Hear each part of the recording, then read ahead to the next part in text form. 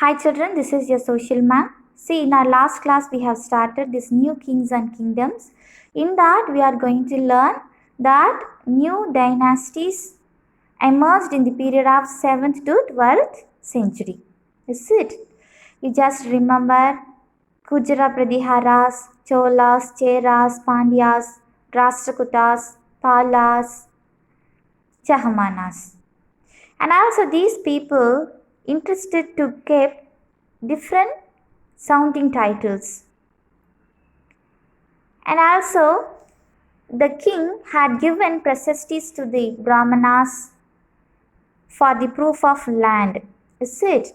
And also this precisties contains informations about the king. But this informations may not be true. Only some informations are true. So in this session we are going to see a closer look the Cholas. See children, Cholas ruled South India fully. In that they captured lands from the Pandyas and also the Cheras. See this map carefully. Here you can find out Tanjavur, Gangaikonda Solapuram, Urayur, Madurai, Kanji, likewise. See Kana, these people, they were the Muttarayar family. They ruled Kaveri Delta. These people were subordinate to the Pallava kings of Kanjipuram. So Vijayalaya only started this Chola dynasty and their capital was Urayur. So after that what happened? From Urayur to they changed their capital as Tanjavur. And also this Vijayalaya Chola constructed Nisumba Sudini temple in that place.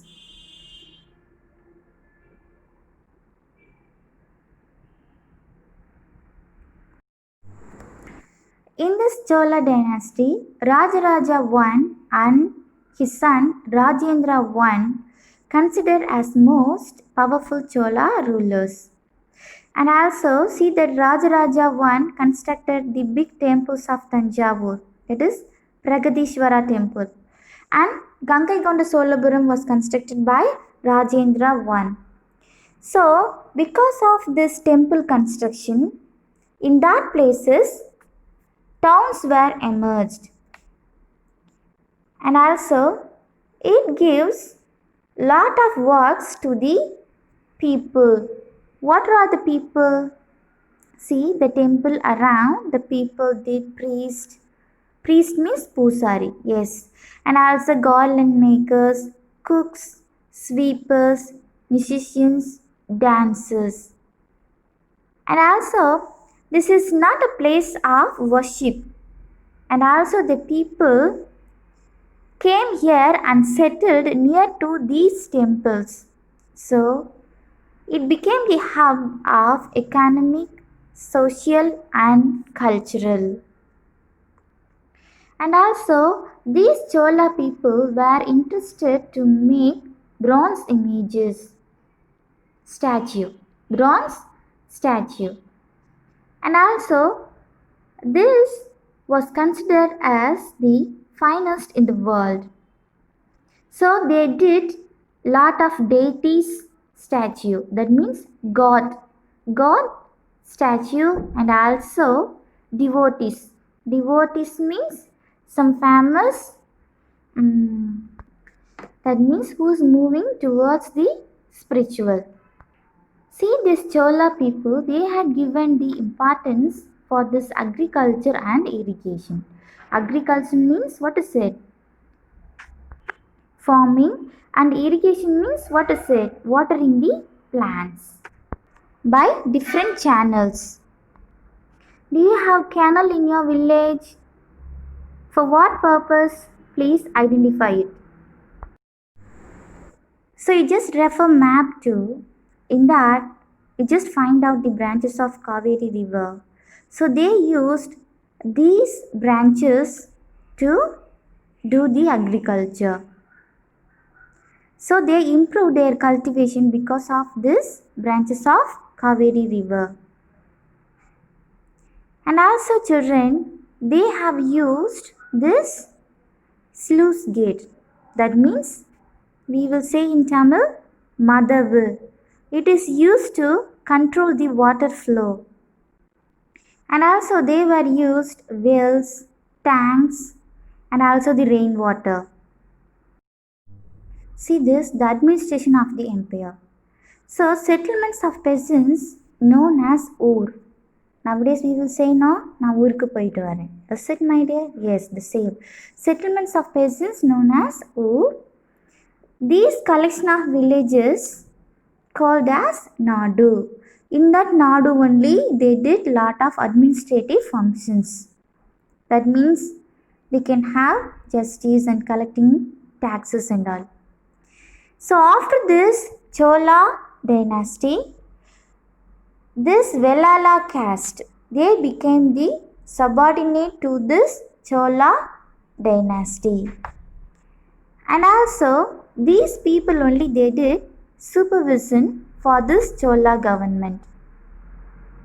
And also these Chola kings gave some rich landowners titles like Muvendavelan, Arayar.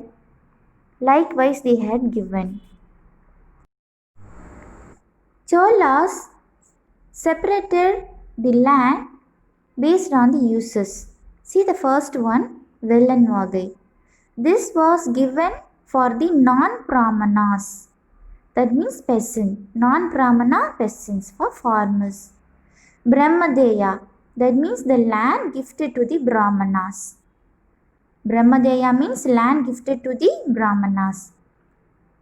Salaboga. That means the land for the maintenance of the school. For the school usage they had given this type of land called as Salaboga. Next one, Devadana or Tirunamattukani. That means the land gifted to the temples.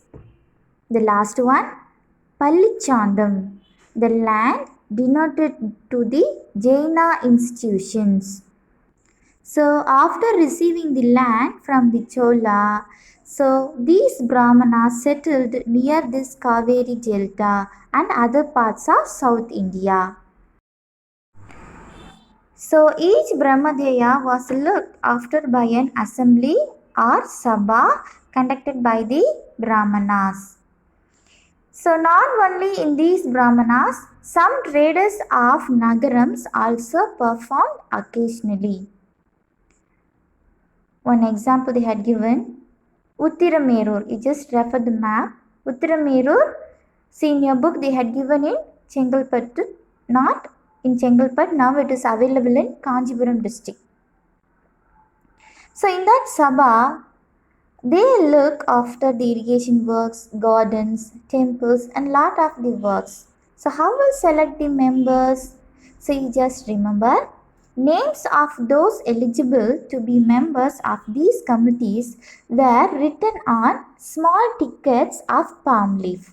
Palm leaf means panai volai. In small tickets of palm leaf, they will written his name. These tickets were put into an earthenware pot. Is it? Earthenware pot means manpanai, from which a young boy was asked to take out the tickets. So the young boy was asked to take out the tickets one by one and they will select the committee and their members. So in that Uttiramerur inscription, we have these inscriptions. All those who wish to become members of the Sabha should be owners of the land from which land revenue is collected. So where they are collecting the land revenue, that means tax.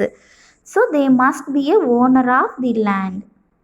They should have their own homes. They must have their own house. They should be between 35 and 70 years of age. They should have knowledge of the Vedas. They should be well versed in administrative matters and they want to be honest. If anyone has been a member of any committee in the last 3 years, he cannot become a member of another committee. So if already you were a committee member before the 3 years, then you will not be a member of another committee. Anyone who has not submitted his accounts and those of his relatives cannot contest the elections.